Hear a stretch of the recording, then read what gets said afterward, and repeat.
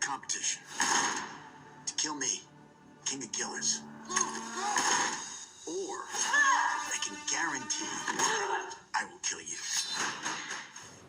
Hello everybody, welcome back to Screenstars. I'm here today to bring you my review for the 2023 action film King of Killers. The film is written and directed by Kevin Grillo and it stars Frank Grillo, Elaine Moussi, Stephen Dorff, Kevin Grillo, who also wrote and directed stars in the film, and Shannon Cook, as well as George St. Pierre as well. Right.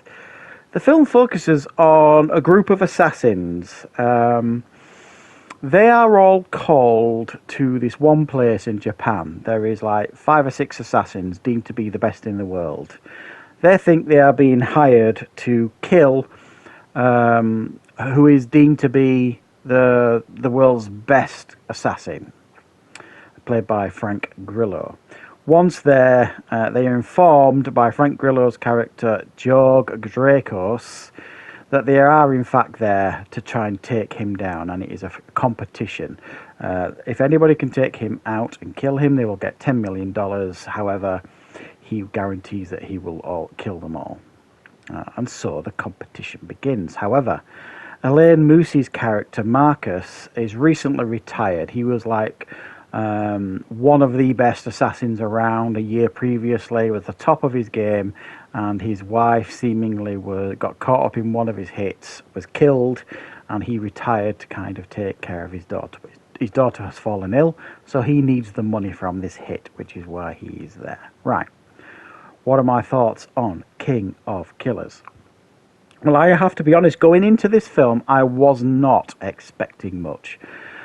I thought it was just going to be your normal run-of-the-mill, middling budgeted, or low-budgeted, typical action flick. Not a lot to offer, but potentially watchable. And I actually came away from this film pleasantly surprised with what we get here. Now, the early part of this film, all those things I suggested, that it might be just a pretty generic run-of-the-mill, nothing particularly memorable about it.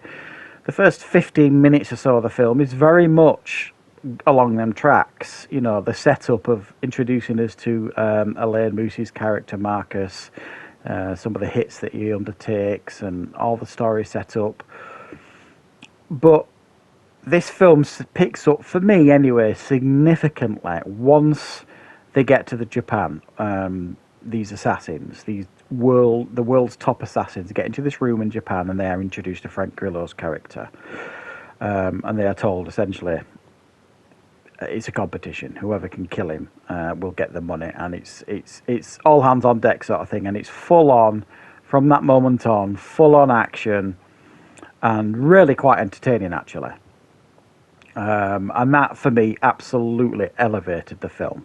If the film had continued along the same path as the early part of the film, then it definitely wouldn't have been anything to write home about. Now, for the last couple of years, maybe longer, I've been harping on about Frank Grillo, constantly showing up in low-budgeted films,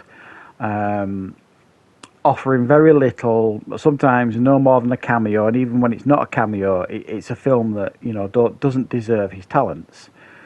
However, in this film, well, yes, you could still make the argument it's a low-budget film, if you like. But he has a central role here, and it's a pretty cool concept, in my opinion, the idea of this film. And I quite enjoyed his character. He's got that screen charisma, Frank Grillo. He's very good at carrying off physical roles, because he's a very skilled fighter himself. And I enjoyed his character, and I enjoyed his performance. It was quite a layered performance as well, with a fun twist at the end, which obviously I'm not going to spoil. Stephen Dorff is really no more than a name on the poster. He's barely in the film. You see him in one scene early on, and then he's revealed right at the end of the film to actually have a central part of the story, even though he's barely in it. And there's a heavy hint at the end of this film that there is very likely to be a sequel.